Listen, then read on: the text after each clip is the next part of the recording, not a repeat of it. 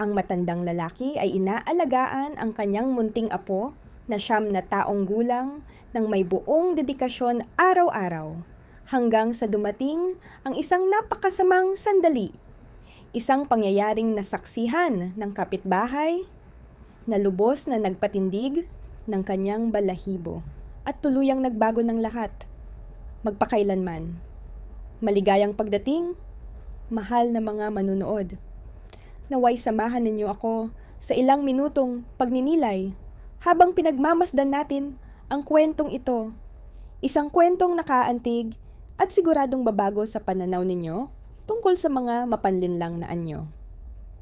Sa tahimik na komunidad ng Saitone, sa lungsod ng Irbid, nakatira si Nabel Hasa at ang kanyang pinakamamahal na apo na si Lina.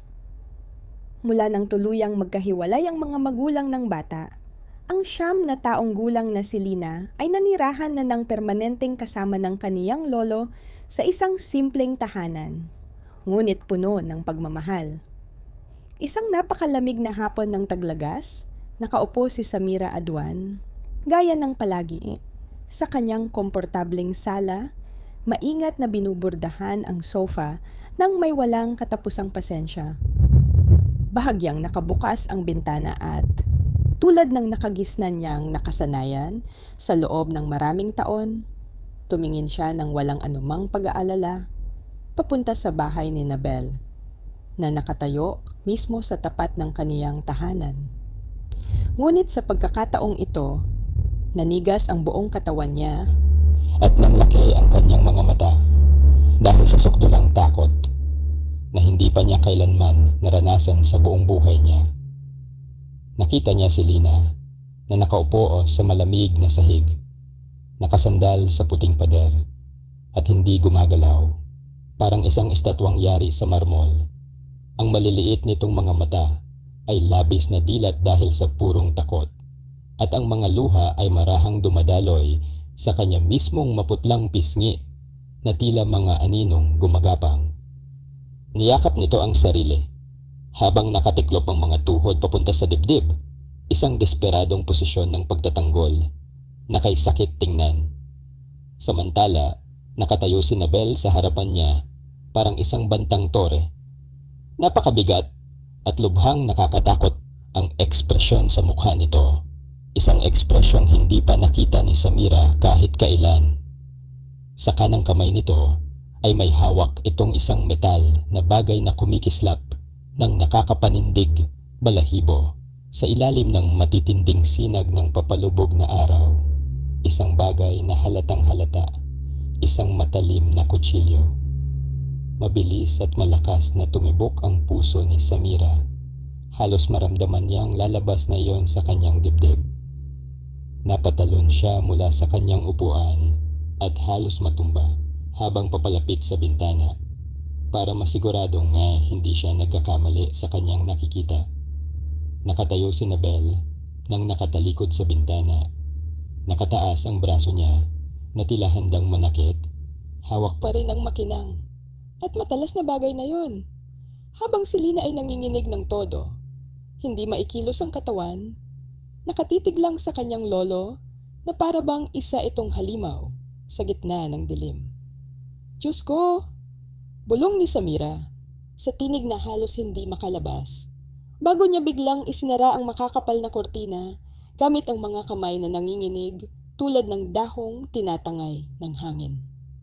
Bumagsak siya sa upuan katabi ng bintana at nanatili roon ng ilang segundong. Napakahaba ang pakiramdam, puno ng matinding kaba at isang kakaibang nakasusukang sensasyon na unti-unting lumalamon sa buong pagkatao niya. Ano bang nakita ko? Hindi maaaring totoo ito. Baka bangungot lang. Baka mali ang intindi ko.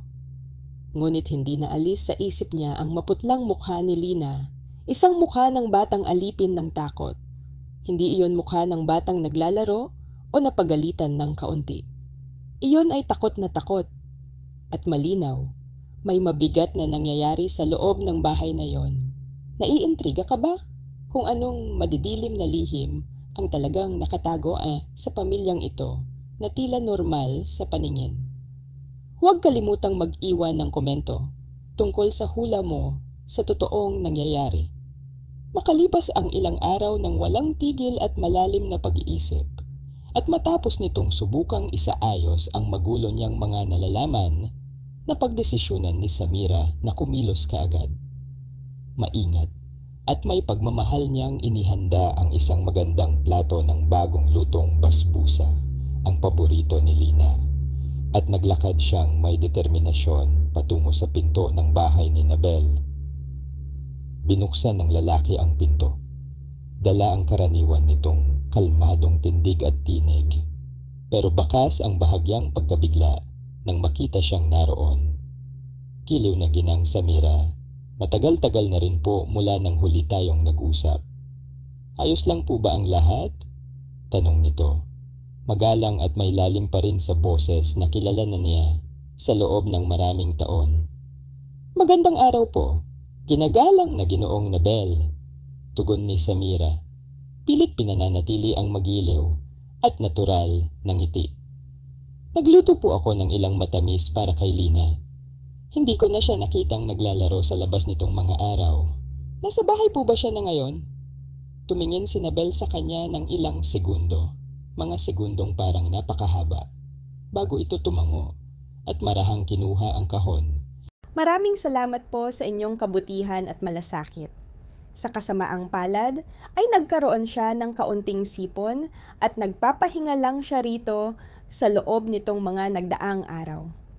Sa kabutihang palad, wala namang seryoso o nakababahalang nangyari. Sigurado ka ba talaga? Tanong ni Samira habang tumatango. Pero hindi maikakaila ang paraan ng masusing pagtingin niya kay Nabel, para bang sinusuri ito mula ulo hanggang paa. Nakakakain ba siya ng tama at sapat? Kung gusto mo, maaari akong magluto ng espesyal at masustansyang pagkain para sa kanya. Hindi iyon magiging abala para sa akin.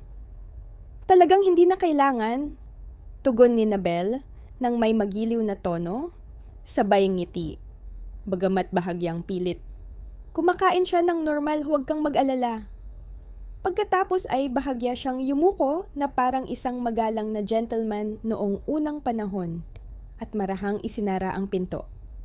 Nanatiling nakatayo si Samira sa harap ng nakasarang pinto ng ilang sandaling pakiramdam niya'y walang katapusan bago siya dahan-dahang lumakad pa uwi. Mabigat at mabagal ang bawat hakbang niya na parang isang taong hatol na ang kapalaran. Patuloy na lumalala ang kanyang pagkabalisa sa bawat minutong lumilipas. Kung talagang simpleng sipon lang ang dahilan. Gaya ng sinabi ni Nabel, bakit kaya nakasarang mahigpit ang mga kortina sa bawat bintana, buong araw at buong gabi? At bakit hindi man lang lumalabas ang bata para makalanghap ng sariwang hangin? Nang gabing iyon ding iyon, napansin ni Samira si Lina na naglalakad sa harap ng bahay, tila papunta sa maliit na parke sa may kanto.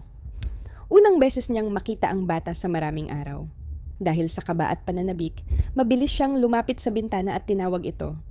Lina, mahal kong bata, halika rito sandali, may maliit akong regalo para sa'yo. Bigla namang huminto si Lina. Tumingin ito sa kanya sa loob lamang ng isang kisap mata. Mga matang kakaiba, malamlam, parang walang buhay. Pagkatapos ay ibinaba nito ang ulo at nagpatuloy sa paglakad nang hindi nagsasalita kahit isang salita.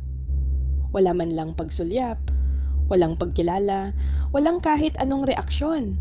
Nanigas si Samira. Parang nagyelo ang kanyang dugo. Hindi katahimikan ang talagang tumama sa kanya, kundi ang malinaw na takot sa mga mata ni Lina, sa mga matang datay puno ng kagalakan.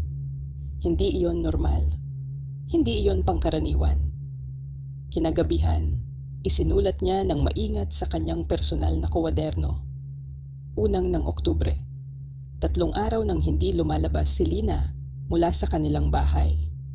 Nanatiling madilim at misteryoso ang bahay ni Nabel. Lahat ng kurtina ay saradong mahigpit. Tinawag ko siya ng magiliw, pero umiwas siya.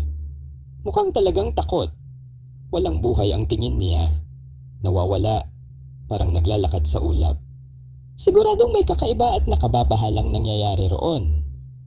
Pagkatapos niyang magsulat, napalundo siya sa kanyang paboritong upuan at tinitigan ang puting kisame. Isang kaisipang paulit-ulit na bumabagabag sa kanya. Ang nasaksihan ko noong hapon na yon ay totoo. Hindi ako nagmalikmata. Hindi ako nag-i-imagine. May napakadelikadong nangyayari sa loob ng bahay na yon.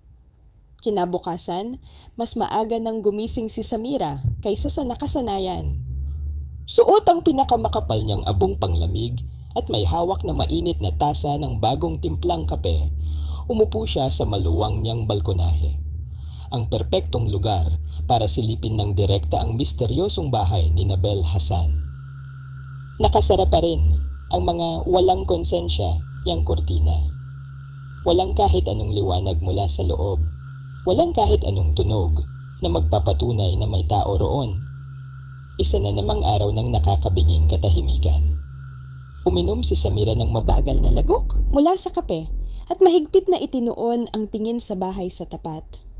Tulog pa rin kaya sila sa ganitong oras? Bulong niya sa sarili. O may tinataguan silang kung sino o ano? Bago pa siya makapagdesisyong pumasok muli sa loob, bigla niyang narinig ang mabilis at nakapanlulumong tunog ng paa. Parang nagmamadaling mga yabag mula sa makipot na eskinita sa likod ng bahay ni Nabel. Mabilis ding naglaho ang tunog, ngunit bago iyon tuluyang nawala, nasilip ni Samira si Lina. Suot ang nakikilala niyang suot na kulay ube, na minsan na niyang napapurihan. Ngunit ngayon, iba ang itsura ng bata. Hindi pantay ang hakbang, parang nadapa o napuwersa. At ang dating maaliwalas niyang buhok ay gusot, gulo-gulo. Tila may tumulak sa kanya o may nangyari na hindi niya makontrol. Napaatayo si Samira. Halos may naramdaman siyang kirot sa dibdib dahil sa biglaan. Gusto niya sanang tawagin si Lina, pero sa isang iglap, nawala na ang bata sa tanaw. Nilamon ng layo ng katahimikan. Buong umagang iyon, hindi niya maayos-ayos ang mga iniisip niya. Maging ang nakagugulat na busina ng mga sasakyan sa abalang kalsada ay nagpapatalon sa kanya. Lalo pang pinapalis ang kanyang konsentrasyon. Pagsapit ng tanghali, nagpunta siya sa maliit na tindahan ni Abu Alil sa may kanto.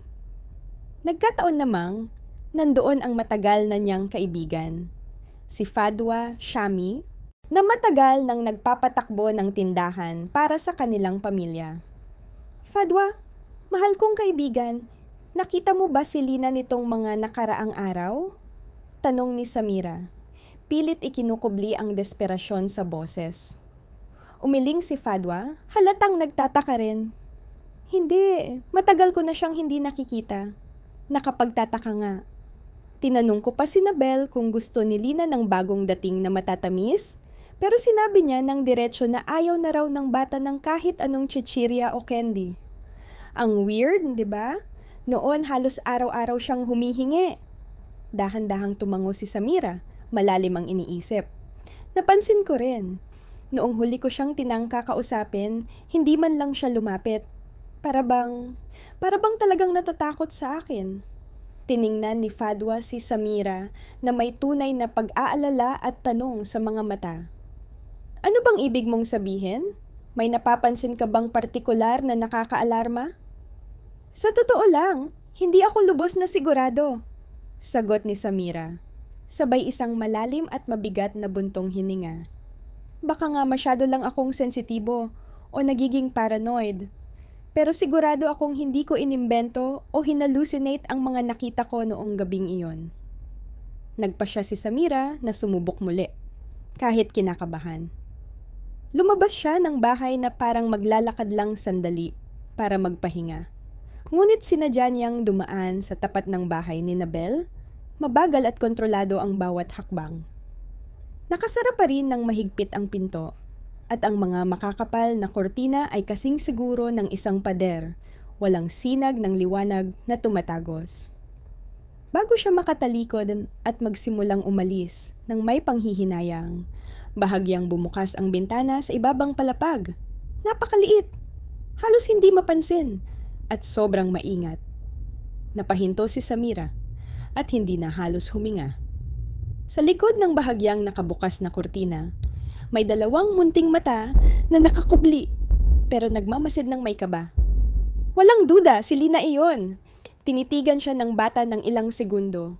Pagkatapos, biglaan itong umurong, halos parang may kinatatakutang may makakakita sa kanya. Agad na isinara ang kurtina. Lina. Bulong ni Samira, halos hindi marinig. Ramdam ang mabilis at walang kontrol na tibok ng puso. May gusto ka bang iparating sa akin? May desperado ka bang sinusubukang sabihin? Kinagabihan, naupo siya sa kanyang mainit at nakaaaliw na kusina at muling binuksan ang personal niyang kwaderno. Nanginginig pa rin ang kanyang kamay habang nagsisimula siyang magsulat. 2 ng Oktubre. 2 araw nang hindi binubuksan ni Nabel kahit isa man lang sa mga kortina. Kumilos si Lina na parang talagang natatakot. Umiwas siya sa lahat ng tao.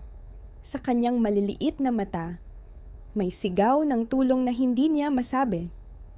Habang mas marami siyang idinadagdag na detalye, lalong lumalalim ang giniginaw na nararamdaman niya.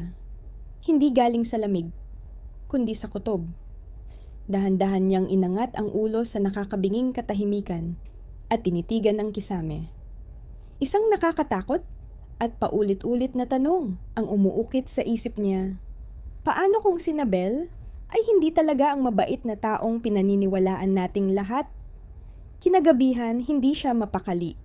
Paulit-ulit siyang nagbalikwas sa kama, hindi makatulog kahit sandali. Ang mga tainga niya ay alerto sa bawat tunog, bawat kaluskos. Bandang hating gabi, may narinig siya. Tiyak na narinig. Isang banayad ngunit malinaw na paggalaw ng kortina. Kasunod nito ay mga yabag. Mabagal, alanganin, tila nag-iingat upang hindi marinig. Lumapit siya sa bintana, maingat, at nakatitig sa bahay ni Nabel na para bang doon nakaangkla ang kanyang buong paghinga. Sa may bintana ng kusina, may dumaan na 2 anino. Nakakakaba, tahimik, hindi maipaliwanag. May isang matangkad na figura na may hawak na mahabang bagay na may hawakan. Parang hagdan, o baka mop? Hindi iyon pareho. Iba yun. Ibang-iba. Bigla itong huminto. At saka namatay ang ilaw sa loob, isang iglap ng dilim na para bang lumamon sa buong paligid. Kinabukasan, nagpasya si Samira na tawagan si Rana Nabel, ina ni Lina, at bunsong anak ni Nabel. 6 na buwan na silang hindi nagkakausap. Matindi ang naging paghihiwalay ni Rana sa asawa noong nakaraang taon. At bagamat ilang ulit na silang nagkita ni Samira noon, hindi sila kailanman naging malapit. Hello! Sagot ni Rana, halatang pagod at puyat. Nalito ito sa biglaang tawag. Magandang araw, Rana. Ako ito, si Samira Atwan, kapitbahay ng iyong ama. May maaari ba akong itanong saglit? May nangyari ba? Tanong ni Rana, halatang kabado. Tungkol ito kay Lina. Agad na nag-iba ang boses ni Rana. Parang may biglang kumurot sa puso niya. Anong nangyari sa anak ko? Sabi ng tatay ko, simpleng sipon lang daw. Walang dapat ipag-alala. Napakagatlabi si Samira, kinakabahan. Ayokong takutin ka, Rana, pero nakapansin ako ng ilang bagay na talagang kakaiba. Hindi lumalabas ng bahay si Lina. Hindi niya kinakausap ang kahit sino. Hindi man lang siya tumitingin sa mga tao. At ang mukha niya, parang humihingi ng tulong. Sobra ka namang nag-aalala. Samira, sagot ni Rana. Kinausap ko ang tatay ko kamakailan at nagpadala pa siya ng litrato. Bagong picture talaga. Isang totoong litrato? Tanong ni Samira, hindi maitago ang pagkabigla. Oo, totoong-totoo, sagot ni Rana. Pero may pag-aalinlangan na sa boses niya. At makikitang sandali siyang natigilan. Parang may naisip na hindi niya maintindihan. Fue tomada aparentemente en su habitación personal. Ipinadala niya ito sa akin direkta sa Facebook. Nanahimik si Samira sandali. Tapos dahan-dahang nagdagdag. Pero habang mas iniisip ko ngayon, sobrang dilim ng kwarto. Hindi ko talaga nakita ng malinaw ang mukha niya. Pakiusap, hinihiling ko talaga na pumunta ka rito at tingnan mo mismo ang sitwasyon. Huwag kang umasa lang sa mga salita ni Nabel. May nangyayaring labis na kakaiba. Napabuntong hininga si Rana, malalim at mahaba. Sige, pupunta ako sa dulo ng linggong ito. Kahit anuman yan, mukhang kailangan talagang imbestigahan ng mabuti. Pagkatapos tuluyang matapos ang tawag, napasandal si Samira ng pagod na pagod sa paborito niyang upuan at pinikit ang mga mata ng mahigpit. Pakiramdam niya ay lubos siyang walang magawa at walang laban. Siguradong sigurado siya na may mali, isang bagay na sobrang mali. Pero hindi niya alam kung ano nga ba ang pwede niyang konkretong gawin.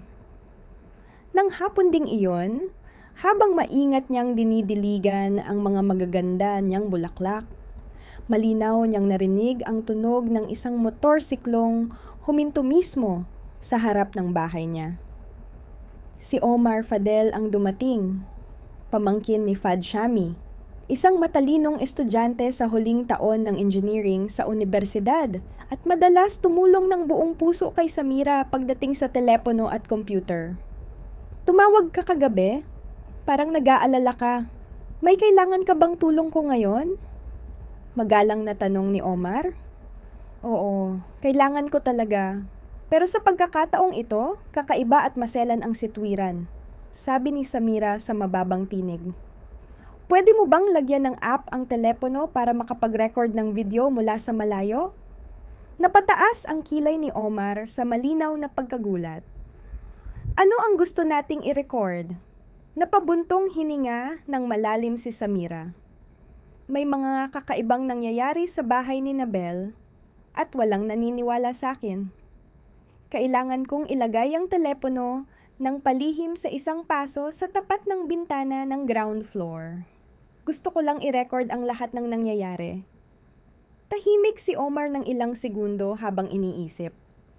Pagkatapos ay tumango siya ng may determinasyon. Sige, okay. Pero para lang ito sa surveillance. Magkasundo tayo? Magkasundo, sagot ni Samira. Hindi natin ibabahagi ang video sa kahit sino kung hindi talagang kailangan. Kinagabihan, sobrang maingat at halos hindi mahahalata ang galaw ni Omar habang inilalagay niya ang teleponos sa isang ordinaryong paso at inilayo ang kamera papunta sa bintana ng misteryosong bahay ni Nabel Hassan. Unti-unting bumagsak ang dilim.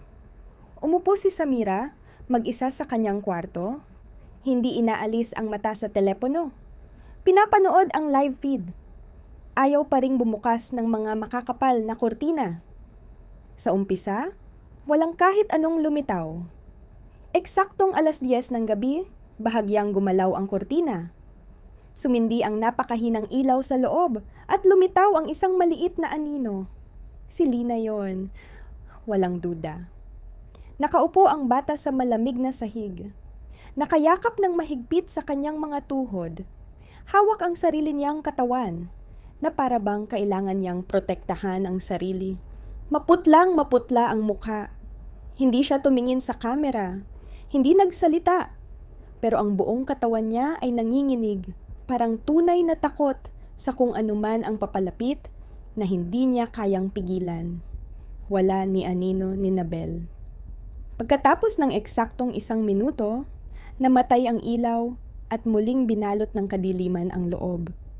Agad na napahawak si Samira sa kanyang dibdib. Basa ng malamig na pawis ang balat niya. Diyos ko! Ano bang nangyayari sa bahay na yon? Bulong niya na halos hindi na makahinga.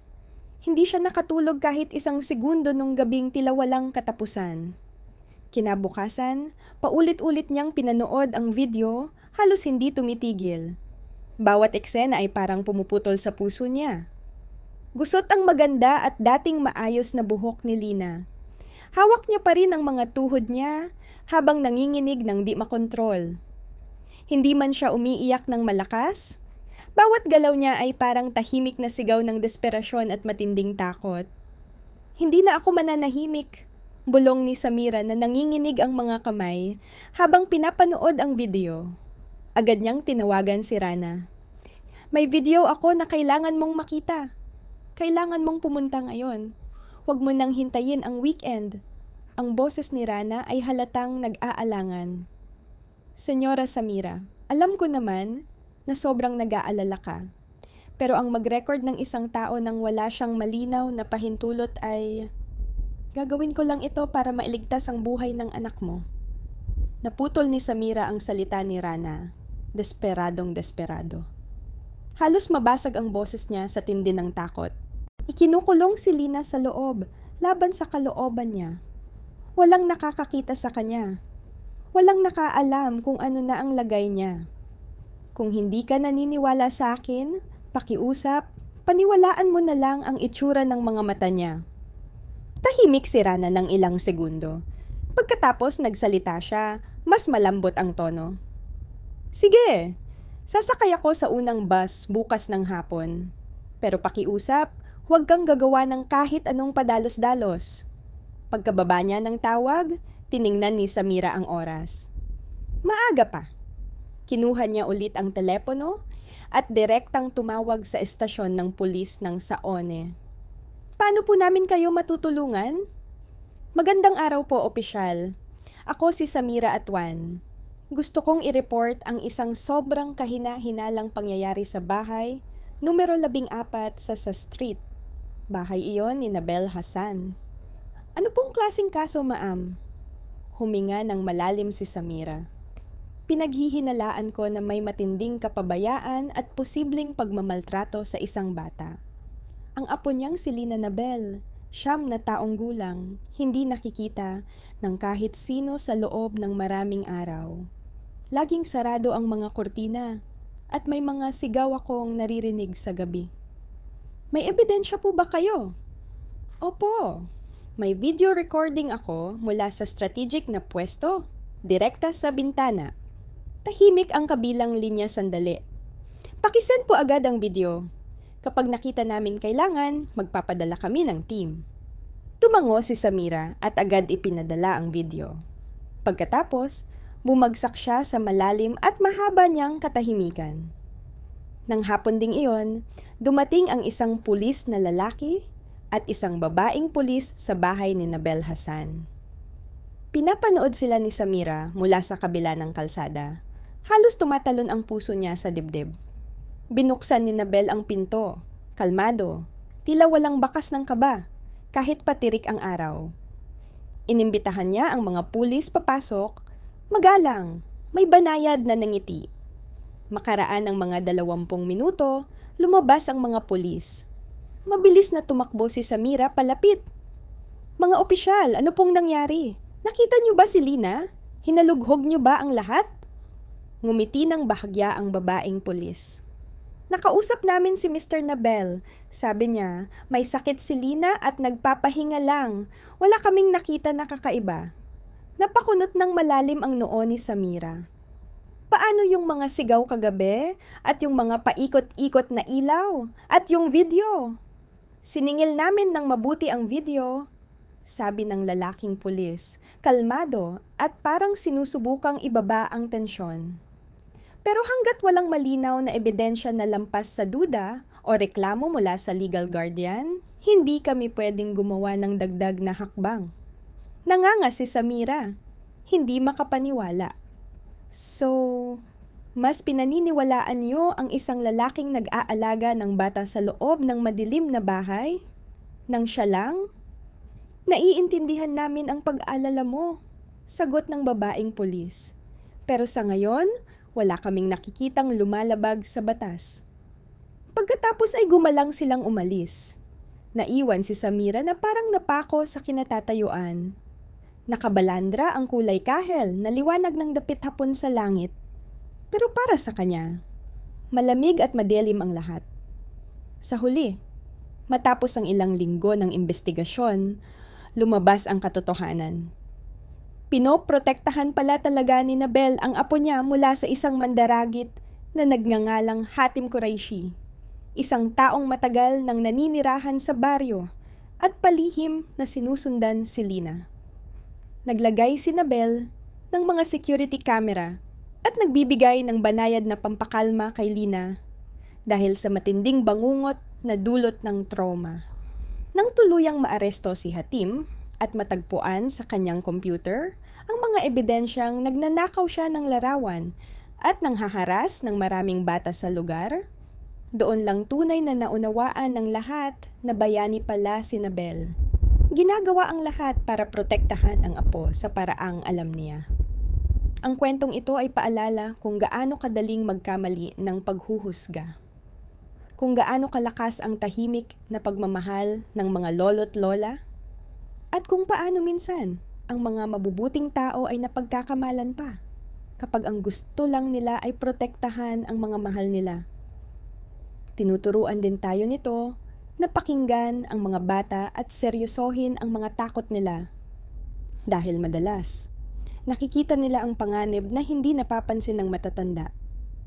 Sa huli, nagkasama ulit ang pamilya. Nakarecover si Lina sa tulong ng therapy at natuto ang buong komunidad ng napakahalagang leksyon tungkol sa pagkakaisa at pagprotekta sa mga pinakamahihinang miyembro nito.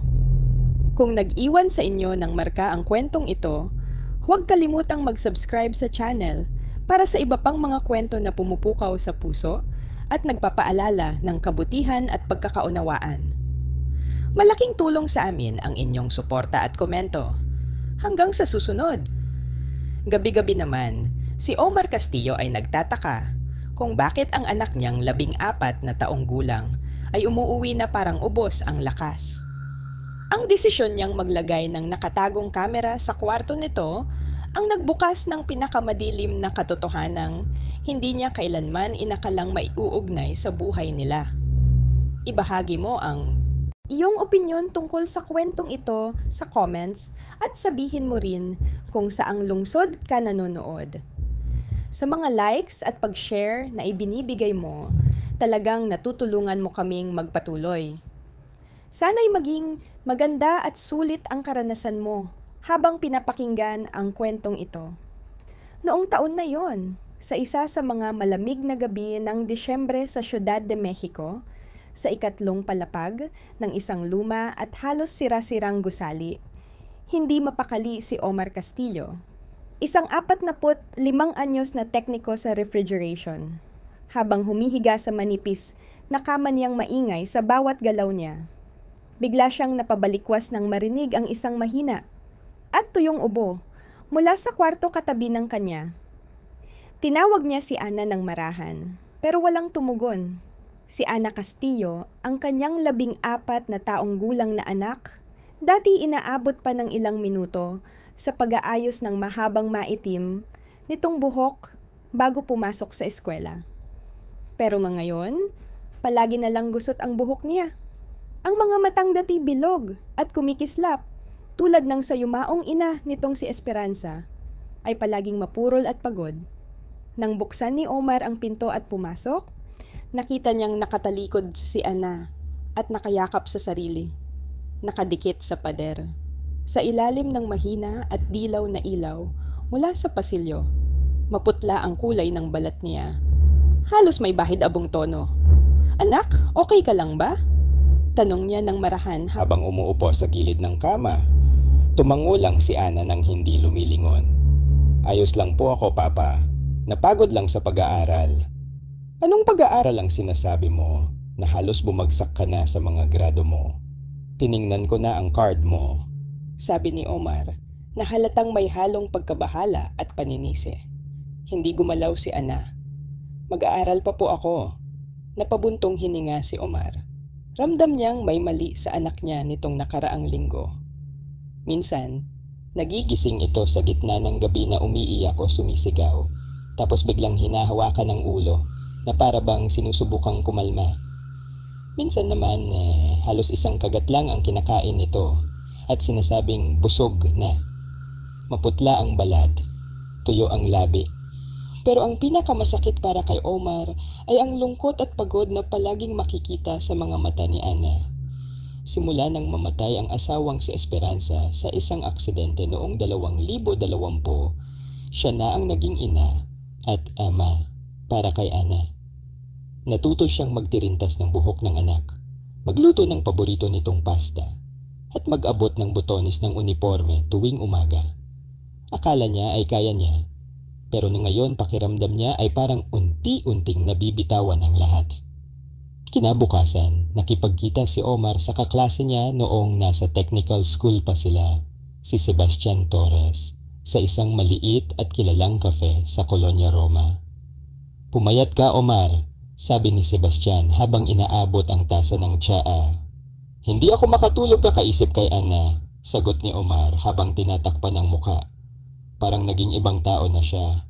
Hindi ko na siya makilala. Napakunot ang noo ni Sebastian. "May sinasabi ba siya sa'yo?" "Wala. Sabi niya nag-aaral lang daw siya pero hindi ako naniniwala. Isang beses nakita ko ang pasa sa pulso niya. Nang tanungin ko, tumawa lang siya at umiwas. Hindi siya nagsisinungaling dati, kaya hindi ko alam. Baka may pinagdadaanan siyang seryoso." Hindi man lang ginagalaw ni Omar ang tsaa. "Hindi ko alam, Sebastian, pero ang alam ko sobrang takot na ako. Kung interesado ka sa ganitong klase ng mga kwento, huwag kalimutang i-follow ang channel para sa mas marami pang content.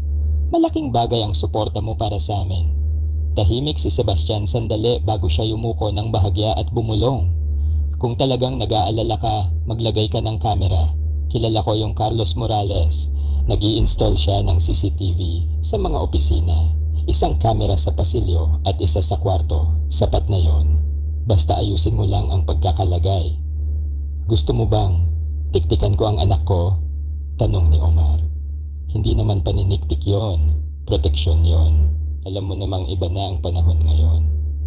Nang gabi iyon, habang nasa tutorial class pa si Ana at hindi pa umuuwi, binuksan ni Omar ang kit ng camera na ibinigay ni Carlos Morales. Maingat niyang ikinabit ang isa sa pasilyo papunta sa kwarto ni Ana at ang isa naman ay itinago niya sa loob ng lampshade sa kwarto. Wala na siyang nararamdamang hiya o pag-aalinlangan. Inilampaso na ng takot ang anumang konsensya niya. Para bang may bigat sa dibdib na palaki ng palaki. Mga bandang alauna ng madaling araw, gising pa rin si Omar Castillo. Tahimik na pumasok si Ana, gaya ng nakasanayan nito. Kumain ng malamig na pagkain na parang wala lang, tapos diretso na sa kwarto at isinara ang pinto. Pagdating ng alas 2:10 ng madaling araw, napaalpas ng hinga si Omar pagkatapos makarinig ng kakaibang tunog. Lumabas siya sa pasilyo, pero wala siya nakita. Nakasara ang pinto ng kwarto ni Ana. Idinikit niya ang tenga sa pinto. Narinig niya ang isang click, para iyong tunog ng binubuksang trangka ng bintana. Dali-dali siyang bumalik sa sala at binuksan sa cellphone ang app ng camera. Unti-unting lumitaw ang mga black and white na imahe. Si Ana, nakaitim na hooded coat at nakatali ang buhok, dahan-dahang binuksan ang bintana at lumabas sa balkonahe. Tiningnan ni Omar ang oras. 2:14 a.m. "Diyos ko!" bulong niya habang naninigas ang mga kamao. Makalipas ang ilang minuto, may lumitaw na isang tao na nakaitim ding coat at naka-helmet ng motorcycle rider, naghihintay sa tabi ng motor niya. Tumakbo si Ana papunta sa kanya, sumakay sa likod, at tuloy-tuloy silang naglaho sa dilim ng gabi. Nanlambot ang tuhod ni Omar. Hindi siya makahinga. Bumagsak siya sa sahig na nanginginig ang mga kamay. Pagsapit ng umaga, umuwi si Ana bandang alas 5. Nagkunwaring natutulog si Omar at hindi siya pinansin. Sa loob niya parang bagyong hindi tumitigil. Sino yung lalaking iyon? Saan sila nagpupunta? Ano ang ginagawa nila? Bakit may mga pasa sa pulso niya? At bakit napakalungkot ng mga mata niya?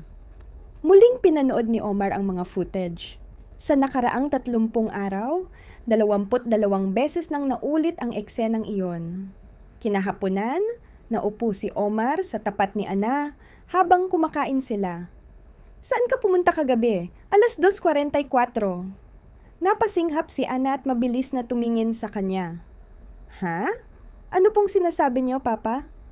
"Lumabas ka sa bintana kagabi. Ininstall ko ang mga kamera sa kwarto.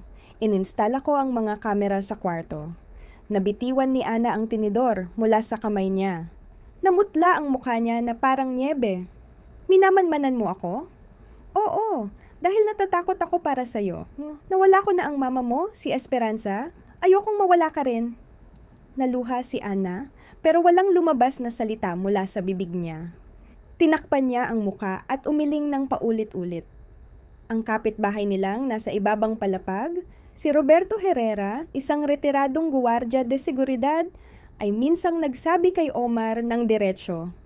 May mabigat na pinagdadaanan ang batang yan. Ilang beses ko na siyang nakitang umuuwi ng sobrang gabi.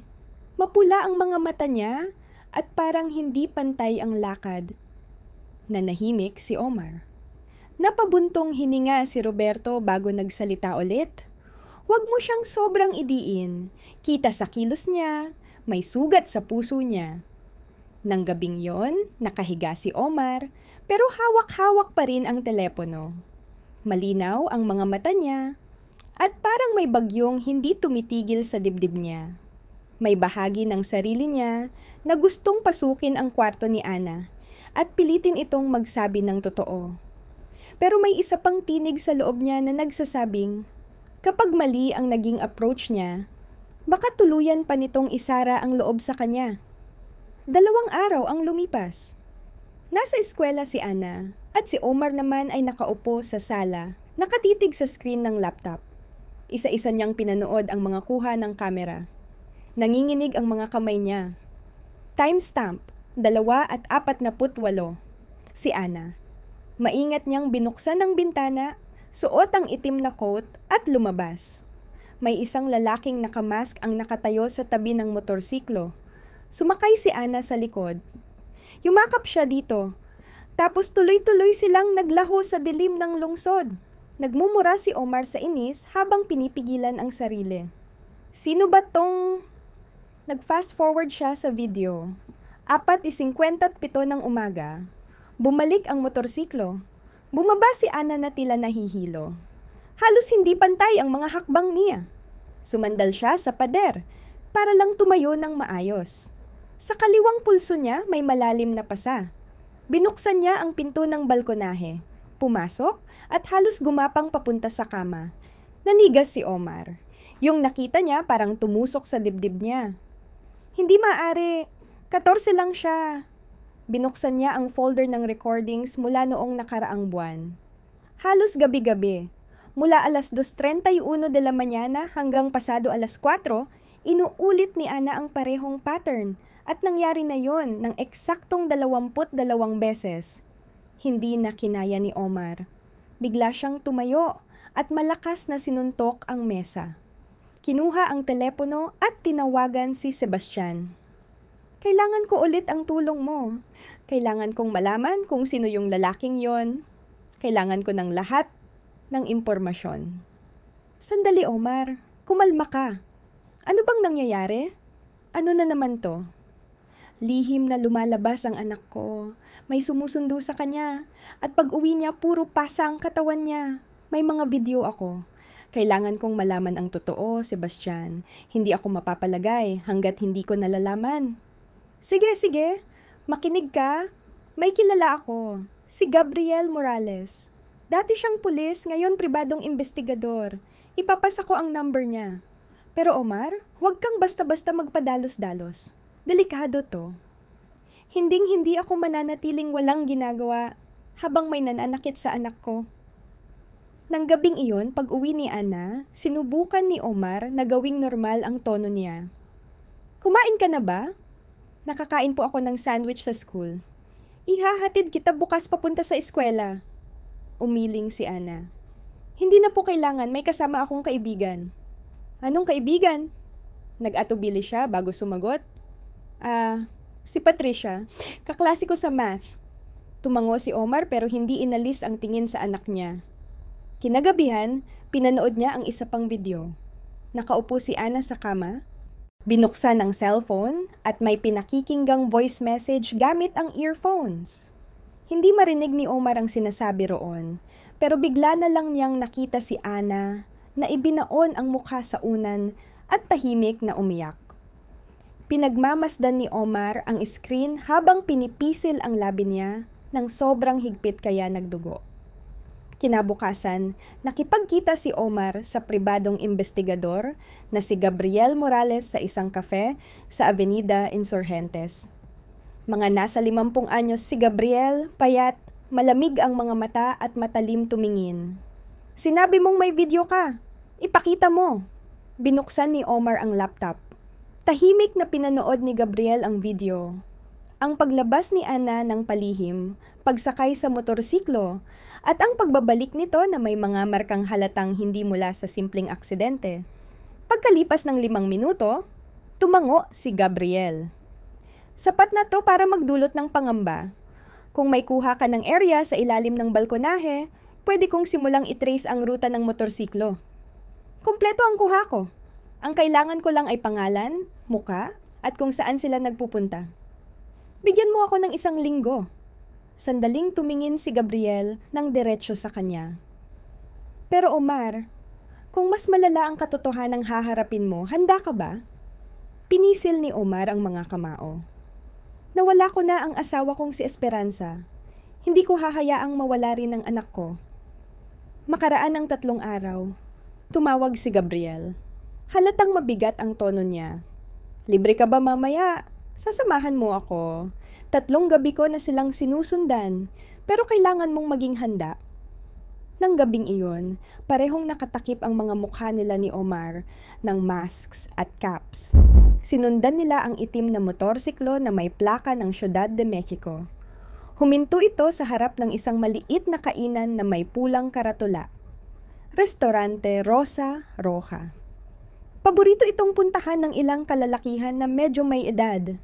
Bulong ni Gabriel. "May checkpoint sa pinto. Papasok ka muna bilang normal na customer.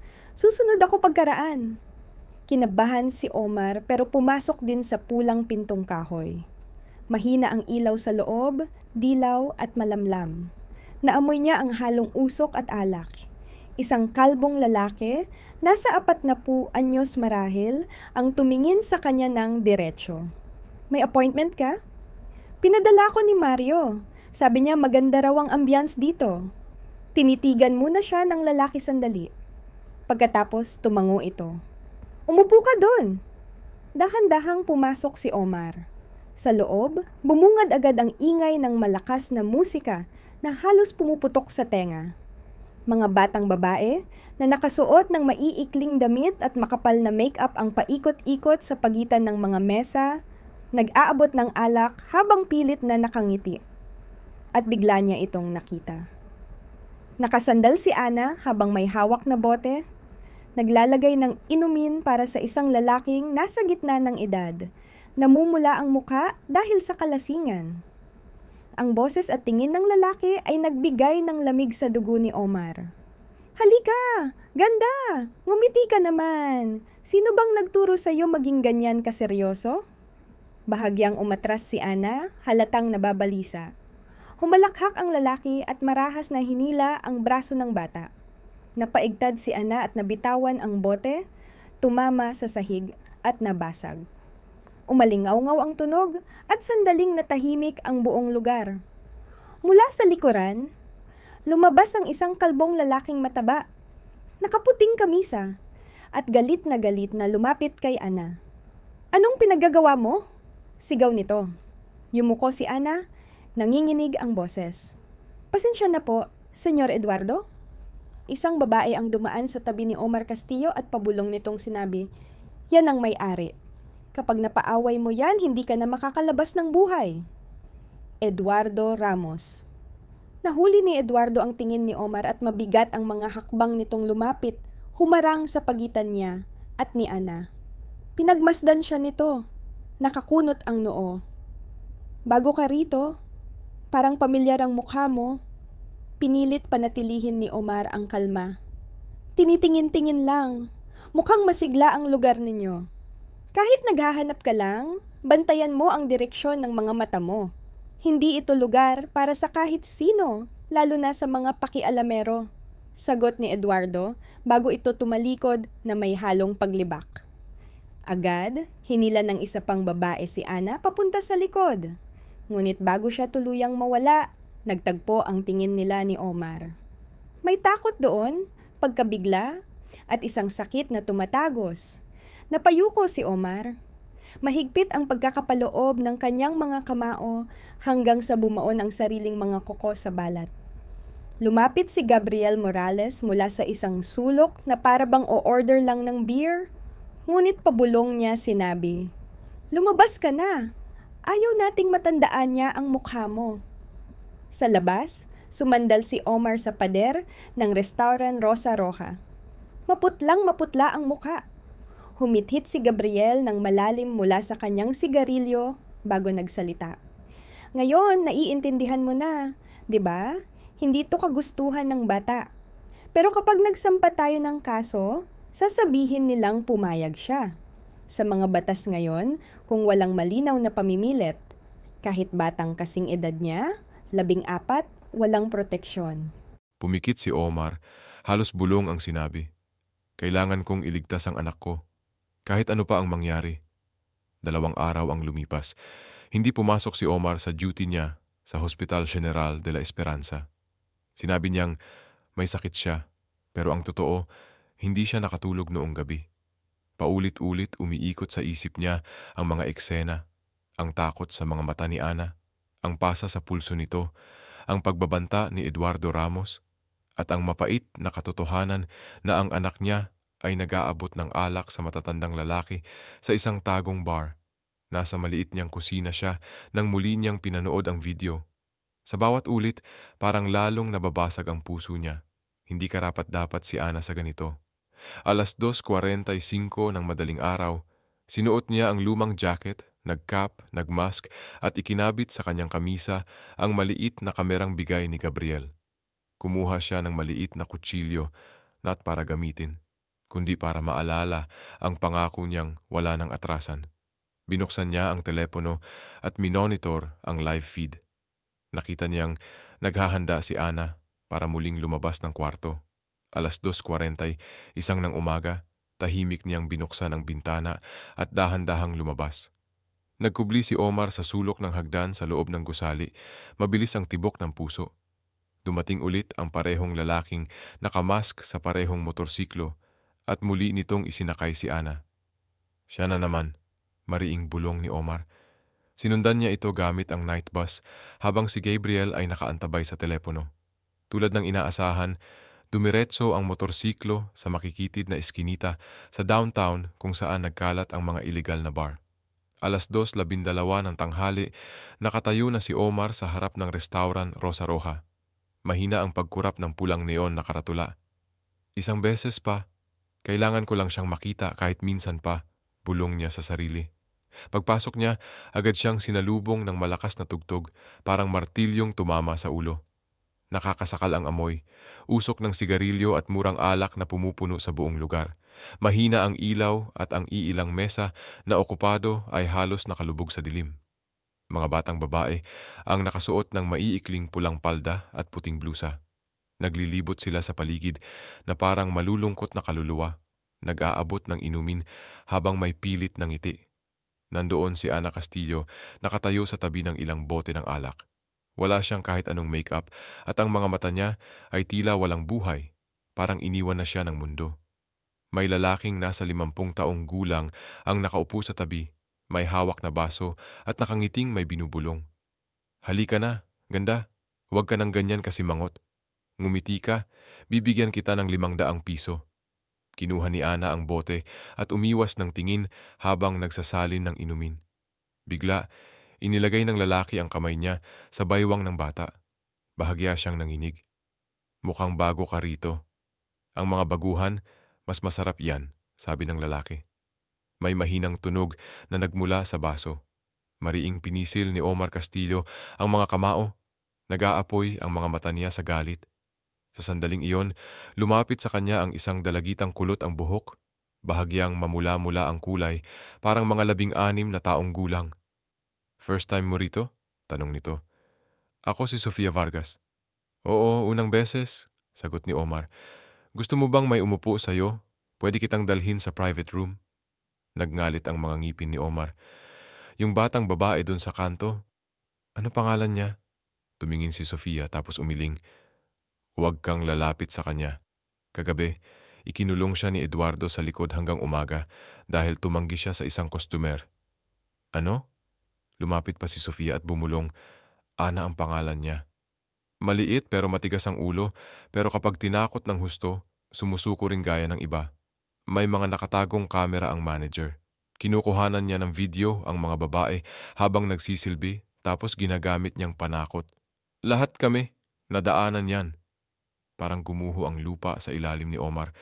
Susugod na sana siya kay Ana, pero biglang sumulpot si Eduardo Ramos at humarang sa daan niya.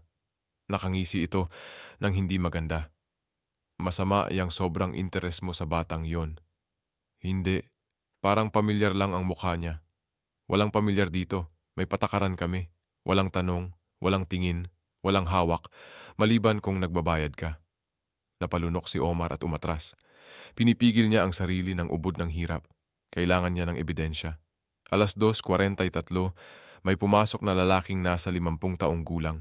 May buhok na kulay abo at nakasuit. Kinamayan niya si Eduardo at pagkatapos ay itinuro si Ana.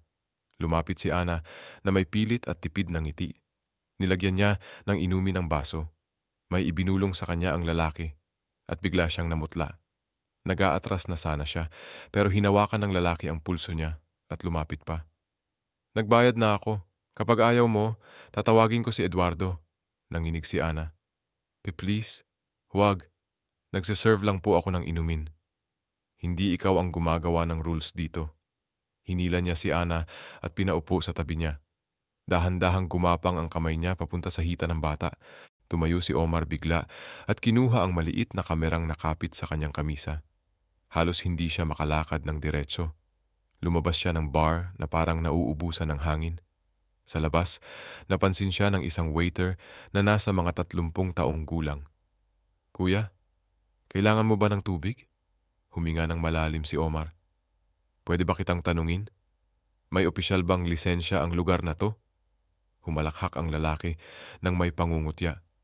Dito, ang lisensya pangpunas lang ng bibig. Hindi basta lumabas si Omar mula sa Rosa Roja para siyang taong nalunod na nakalutang mula sa tubig. Nagsimulang umambon. Naghihintay si Gabriel Morales sa kotse. Binuksan ang pinto. Nakunan mo? Oo. Kita ang mukha, malinaw din ang boses. Ayos. Pero huwag ka munang dumiretso sa pulis.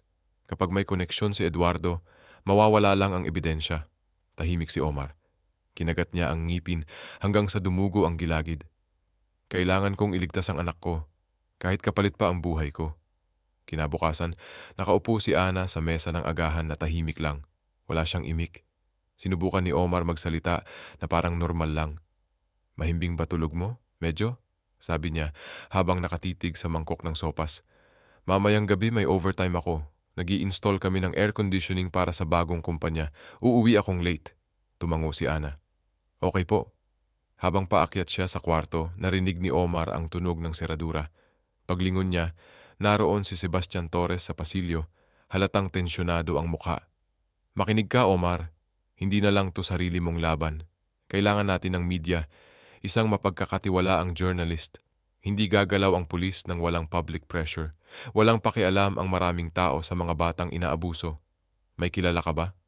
Tumahimik si Sebastian sandali, saka tumango at nagsabi, si Elena Morales. Investigative journalist siya sa diaryong El Universal. Siya ang naglantad ng network ng mga bar na may kinasasangkutang menor de edad sa Guadalajara. Giniba niya ang buong operasyon. Tumango si Omar. Ibigay mo sa Kin ang number niya. Pinisil niya nang mahigpit ang kamao. Sa isip niya, umuugong pa rin ang boses ni Ana noong ilang taon na ang nakaraan, isang hapon ng tagsibol, masaya at inosente, sinabi nito, Papa, alam mo ba, gusto kong maging artista. Gusto kong kulayan ang buong mundo. Ngayon, ni sarili niyang larawan, hindi na niya kayang iguhit. Kinabukasan ng hapon, nagkita sina Omar at Gabriel Morales sa isang kafe sa Avenida Reforma. May nakapatong na sobre na kulay kape sa mesa. Naroon lahat ng resulta ng surveillance at investigasyon. Itinulak ni Gabriel ang sobre papunta kay Omar nang hindi man lang iniaangat ang tingin mula sa kanyang tasa ng kape. Ang pangalan niya ay Rodrigo Navarro, 19 na taong gulang, tumigil sa pag-aaral noong 16. Nahuli na dati sa Puebla dahil sa pag-akit sa isang batang 13 anyos pero sinuportahan ng pamilya at binayaran ang abogado kaya naibasura ang kaso. Pero alam ng lahat kung anong klaseng tao siya. Binuksan ni Omar ang file na nanginginig ang mga kamay. Malabo ang mga larawan ngunit nakakakilabot. Isang binatang mahaba ang buhok, may suot na hikaw, may masamang tingin, nakatayo sa labasan ng Metro Insurgentes, dumaraan ang mga estudyante sa paligid niya. Nagpatuloy si Gabriel. Lumapit siya kay Ana sa exit 4. Ganito lagi ang style niya. Nagpapadulas ng music sheet, nagpapanggap na musikero. Sinasabi niyang may sakit daw ang nanay niya kaya hindi na siya makapagpatuloy sa musika. Gusto niyang magmukhang biktima. Napabuntong hininga si Omar, halatang naiinis. Karelasyon kunyari, paawa, pare-parehong palabas. Tumango si Gabriel. Na-record ko ang paglapit niya sa isa pang babae. Magaan ang simula, nagpapakabait. Pagkatapos bibitawan ng linya, may utang akong 50,000 piso. Kapag hindi ko nabayaran, papatayin nila ako. Pinisil ni Omar ng madiin ang file. At ang anak ko, iniisip niyang nililigtas niya ang boyfriend niya. Ipinatong ni Gabriel ang kamay sa balikat ni Omar at marahang nagsabi, "Parasitiko yang taong yan. Target niya ang mga batang ulila o may sugat sa puso." Namatayan ng ina si Ana. Sensitibo siya, emosyonal. Ginamit ni Rodrigo yung kahinaan na yon. Naggit-ngit si Omar. Kapag nahuli ko yan, pinutol siya ni Gabriel. Madaling pumatay, pero kapag ginawa mo yon, mawawala ang lahat. Hindi na makakabangon si Ana. Kailangan natin ng ebidensya. Kailangan ng maingat na plano. Kinagabihan, mag-isa lang nakaupo si Omar sa kanyang silid. Ang liwanag ng cellphone ay kumikislap sa mukha niyang pagod na pagod. Binuksan niya ang audio recording na ibinigay ni Gabriel. Ana, sorry. Pero pag hindi ko nahanap tong pera, papatayin nila ako. Hindi mo alam kung gaano kahirap. Ikaw may tatay ka pa. Pero ako wala. Ikaw lang meron ako. Gagawin ko ang lahat para sa'yo. Ayokong mawala ka. May lugar na madali lang. Tagabuhos lang ng inumin, may tugtog. Konting linggo lang. Matutulungan mo na ako. Maililigtas mo ako. Pumikit si Omar. Naroon ang boses.